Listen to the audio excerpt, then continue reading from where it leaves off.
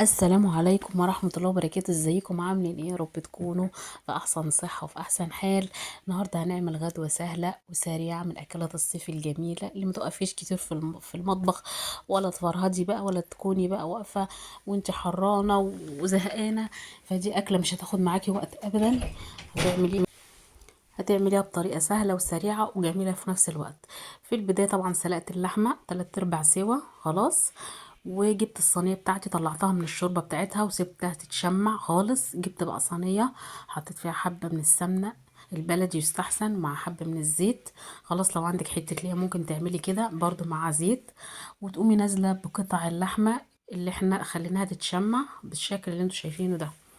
خلاص وهديها بقى وش على الجنبين، خلاها تحمر على الجنبين زي ما انتوا شايفين. طبعا انت عايزه تخلي اللحمه صغيره عن كده، طبعا دي حاجه براحتك خالص.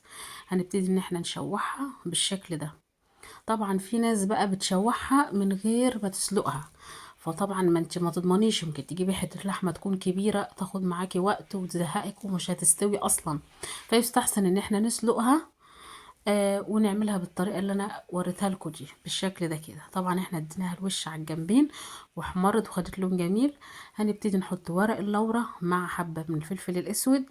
انا ما بحبش التوابل الكتير في اللحمة، خصوصا لما تكون لحمة نوعيتها كويسة. خلاص ورق اللورة ده بيخلي اللحمة طعمها بجد خطير. لو عندك حبهان ممكن تحط فصين. نزلت بقى بالبصل دول 4 بصلات متوسطين ونزلت بيهم وهديهم تشويحة مع اللحمة بالشكل ده كده.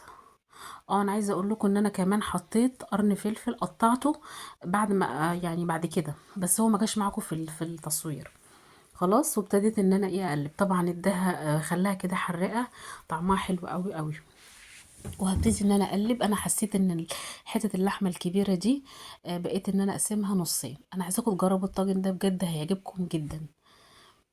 ونزلت بقى بعد كده بحبه شوربه بعد ما شوحتها بالشكل ده كده.